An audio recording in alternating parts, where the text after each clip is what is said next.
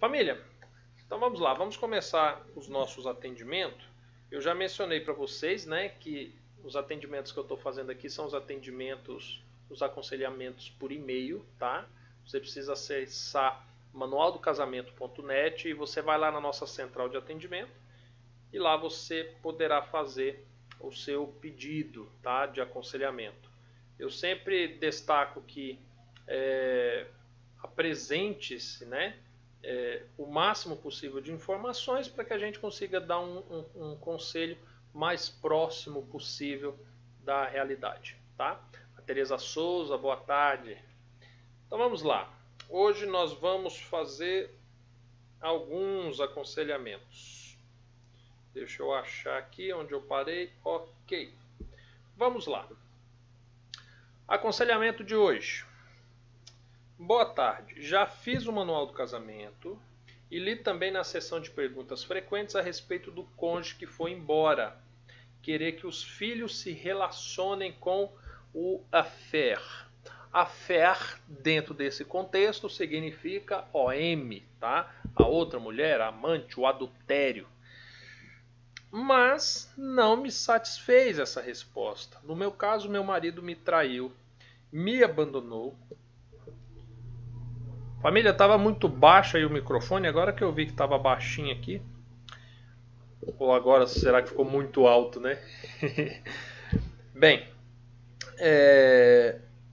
no meu caso, meu marido me traiu, me abandonou e se casou com uma mulher estranha.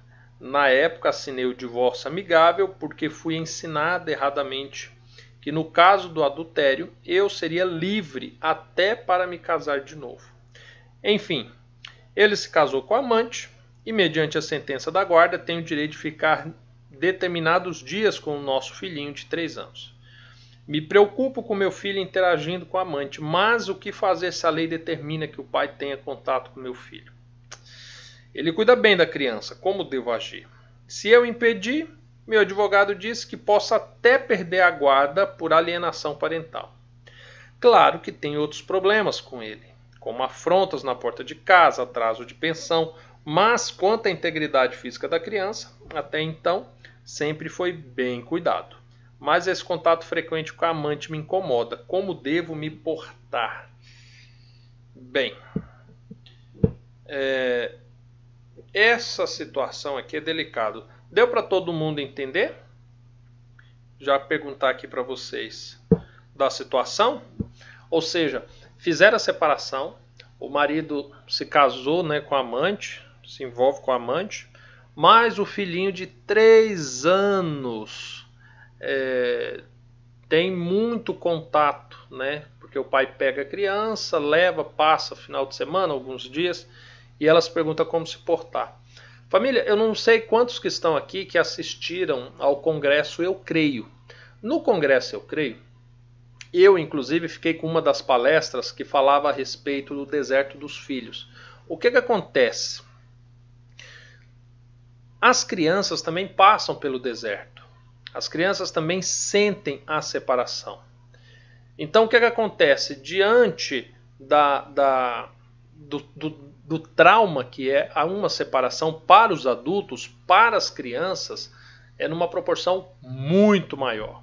Mas muito maior mesmo. É algo assustador. E o que acontece? Por causa disso, é conveniente que aquele que detém a guarda da criança se preocupe com o deserto da criança. Ou seja, a questão de ser presente, a questão de cuidar, de amar, de passar um bom testemunho, né? Mesmo que o pai foi embora, ou que a mãe foi embora, não desenhar uma imagem de pai ausente, de mãe ausente como algo muito ruim, mas tentar trabalhar na criança, que é um processo, tá? Mas o que acontece? Diante dessa situação, eu sempre penso o seguinte: as pessoas que estão diretamente ligadas ao problema, elas deveriam ter uma qualificação melhor para lidar com isso. O que eu estou querendo dizer? Você disse, por exemplo, que o seu advogado te instrui a não tocar no assunto, a não mexer, que pode ser uma alienação parental. Só que o que é que acontece? O fato de você tentar conversar com seu esposo acerca de cuidados, de formas com que ele vai introduzir essa criança a esse novo relacionamento, isso não é alienação parental, sabe? Isso não é. Alienação parental seria se você trabalhasse na cabeça da criança para que ela não fosse ter contato com o pai, se você denigrisse a imagem do pai, né? Se você afastasse a criança do pai partindo da atitude da criança. Isso seria uma alienação parental. Então, eu, como alguns sabem, né, conhecendo a área do direito, eu vejo que esse advogado talvez teve um pouco de preguiça ao lidar com a situação, com a problemática que você apresentou, porque de fato não é a área dele, e te amedrontou acerca de uma conduta, sabe? Porque diante disso você tem algumas formas de resolver esse problema. A primeira forma dela seria lidar com o pai, de conversar, dizer que você não acha bacana, que você se preocupa, que você não se opõe, né, que haja contato, mas talvez que espere a criança ter melhor discernimento. Enfim, vai depender muito da amizade que se permaneceu, do respeito que permaneceu entre você e o seu marido, né, ou ex-marido, como a justiça prevê que a gente chame. Então o que acontece? Tem essa situação, tá? Esse seria o primeiro caminho, conversar. A segunda situação seria o seguinte: você se preocupa com isso, certo? O seu advogado já propôs que você não mexa com isso para não dar problema, porque não é o filho dele, né? Obviamente. Então, o que eu diria para você? Que se por meio de uma conversa franca, reta, com o seu marido não é possível resolver a situação, e como você disse que vocês ainda têm outros problemas, né, como por exemplo, atraso de pensão, problemas na porta de casa e tudo mais, que você também seja rigorosa acerca do cumprimento da lei. Por que isso? Na maioria dos casos, essa busca pelos filhos é só no início. Sabe? É nos primeiros dias. É logo nos primeiros meses da separação é que normalmente o homem quer ter a criança, até como uma forma de pressionar a mulher, principalmente quando existem acordos judiciais. E aí o homem fica nessa questão, muitas das vezes até para atingir a esposa. Então o que acontece? Se você simplesmente deixar de lado, largar de mão, vai haver um dia que essa criança vai se tornar inconveniente para outra mulher, que já não vai fazer tanta questão dele buscá-la, dela estar presente ali. E naturalmente seu filho vai perder esse contato. Esse é o processo na maioria dos casos. Mas é possível que você acelere esse processo. De que forma? Tentou conversar com ele, não deu certo? Então agora você vai lidar com os termos da lei, porque ele pode, se ele tiver nos dias de pegar a criança, envolvê-lo socialmente com quem ele quiser, não é isso? Então se ele se agarrar na lei para isso, faça o mesmo, se agarre na lei. Ou seja, atrasou a pensão, um dia liga para o seu advogado e fala assim, olha, está atrasado, manda executar no processo, sabe? Ah, Diego, mas ele atrasa sim, e direto, mas se eu executar ele vai preso. Tudo bem, que vá preso.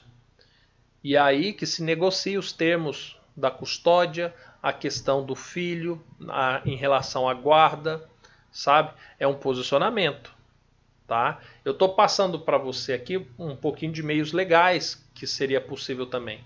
Ou seja, se o marido fica 3 dias com a criança e ele é irredutível na forma de lidar com a criança, tudo bem, respeite isso. Só que se ele atrasar a pensão, se o juiz conceder a ordem dele ser preso por não pagamento de pensão, então agora, se ele não tiver o dinheiro para pagar, que você negocie os termos. Fala assim, olha, tudo bem, eu vou pedir para o juiz te tirar daí, entretanto nós vamos negociar os termos dos dias que meu filho vai passar com você. Nós dois vamos negociar o desenvolvimento social dele, sabe? Porque me preocupo com isso.